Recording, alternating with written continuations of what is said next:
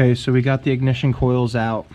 They're going to be held in by these little Allen bolts, 2 of them per ignition coil.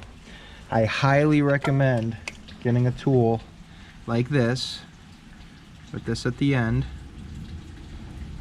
It's nice and long, and that gives you the capability to reach up there and click in these connectors, because these connectors are so high up there, it's hard to get your hand in there with the frame. So by using that, what you do is you grab it, you come up right on where the rubber boot is, and you can push or squeeze on the rubber boot until you'll actually physically see the tab inside of here move up. Once you see the tab move up, you'll be able to push the clip off and push it to the top. So I was successful in getting all 3 of those coil pack connectors off by using this tool. I'm a strong believer that it would take a long time to do it without having this special tool. In addition to that, I also have this 1/4 inch Mac ratchet with the flex head. This is necessary on 2 of the bolts up there are really tight when it comes to getting out those Allen keys, because this bar is in the way and the other bar that is welded to the exhaust. So without removing that, you have to be very careful when you get in there. It's going to be extremely tight, but 2 of the bolts, you'll have to just crack them loose with 1/4, less than 1/4 of a turn, and then stick the actual, let's see here, stick the actual tool up into the Allen key, and by hand, you'll come up there. As soon as it breaks loose, it'll come out nice and easy. So once you break it loose, you stick it in there, and by hand, you can back it out with your fingers. So again, able to get out all the coil packs. Now we're on to the spark plugs. So with the spark plugs, I figured the hardest cylinder is obviously in the back. So you want to remove all of the coil packs to give you access to getting the ratchet in here. Now I have the ratchet in here with the spark plug socket on it, and I just broke it loose. So this is the first spark plug starting to come out, and this is the hardest one, so it's good how much room we actually have in here to get this spark plug out. So we'll go ahead and pull this one out and continue removing all these spark plugs. All right, so we have the 3rd spark plug in, torqued and tight. We're now working on removing the 2nd spark plug. Again, really happy with how much room we have to move these ratchets for the spark plugs. Not so much the ignition coils, but the spark plugs were okay.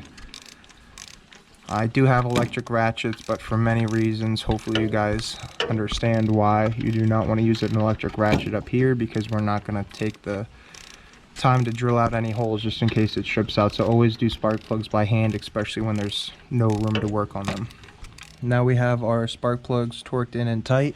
So we'll take the ignition coils. I left them in order. So we'll start with the hardest one first. See how we can get this thing up here. This is definitely going to take 2 hands, guys. So what you're going to have to do is get the coil up there for that back corner. And this tip right here is a little bit bendable. So you're going to have to stick the tip in and rotate the coil as it goes in for that back side over there. So now on the driver's side, we have all the coil packs back in. So what you want to do is you always want to start with the hardest ones first and then work your way to the easy ones. As you do it though, you want to finish the job, meaning once the coil's in first in the back, you want to go ahead and click that one in. Then when you do the second one and you tighten those bolts, then you want to click the top in. Now the trick to the top, I almost want to say that the connectors are the hardest part of this entire job, especially without that tool that I showed you earlier, which is right here. Without this length to unclip there from up there and be able to push it. So now on the installation part of it, you want to tighten this coil so when you go to push down, it actually goes in without pushing the coil. You do have to wiggle it around a little bit because there's that rubber casing that goes around it to protect the connector. So it has to go in properly, otherwise it'll end up pinching the gasket. Once it is on there right, you will hear a little click, and then you can go ahead and give a little pull tug on the top and make sure that the coil pack is connected back together properly. And the last thing on this side would be to plug in this connector. Slip that back on, make sure the pin comes back out, the clip, and then the 2 10mm bolts to put the heat shield back on, and that would finish the plugs on the driver's side. 10mm nut for the easy side. Go ahead and pull those off and we'll get this heat shield down. Alright, so we got the heat shield off. We're going to go ahead and get these connectors off of the coil packs. Like I said in the last side, we're going to go through the actual connector here. Push through the connector. Should get the right spot here so it opens the clip like that, and then you pull up. 1, 2. Alright, we got this coil out of the way. Guys, if you are having trouble getting the coils out, you could simply just stick a pry bar up here and pull back very gently. It'll pull it right out of its home. That's the first one. So we got all the coil packs out. We're working on getting the first spark plug out.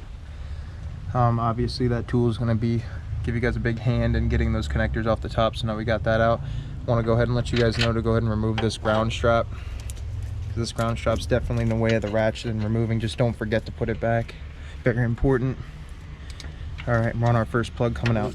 The hardest spark plug again obviously is in the back. With this side, on the passenger side, you're not able to get your hand up any location other than down here. So with one hand, you know you can only do so much. That it starts off with, when you get the plug out, you start with this 5/8 spark plug with a little, probably about 3-inch extension. And what that does is that'll go in there almost flush, and then you grab another 3-inch and you're able to put it on here. You start with putting this in, then the extension, but since you can only get one hand in there, it's really hard to separate the extension. So when this is up there and it's tucked up and you only have one hand to be able to separate this, it's really hard to do so. So one of the tricks I had was taking the pry bar, see if I can hold this here, taking the pry bar and up there putting the pry bar right here and being able to push out and use the frame. And that's exactly how I was able to get that out. That's probably going to be the hardest spark plug and the only one that you're going to have to do that for. On this side it looks like you got a little bit better access to 1 and 2.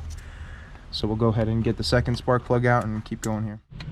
Alright, so we got the plugs in. It turns out the hardest plug to do, I guess you could say, is the passenger rear. And that one you're going to have to go up on the top a little bit. Try to get your hand down there to clip that connector in, because there's just, you know, no room. You're pretty much doing it one-handed, which is almost impossible.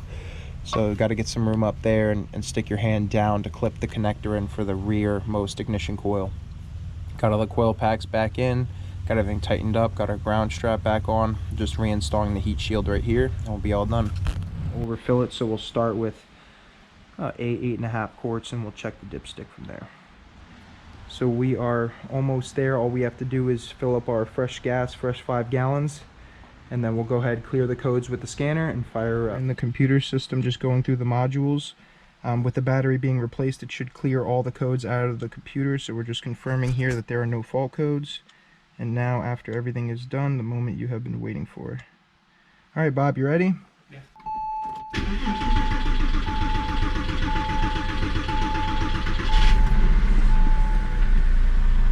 Alright, back to life. We got no crazy lights on the dash, oil level being measured, all that old fuel got out of the lines. As soon as it hit the fresh fuel, it started right up.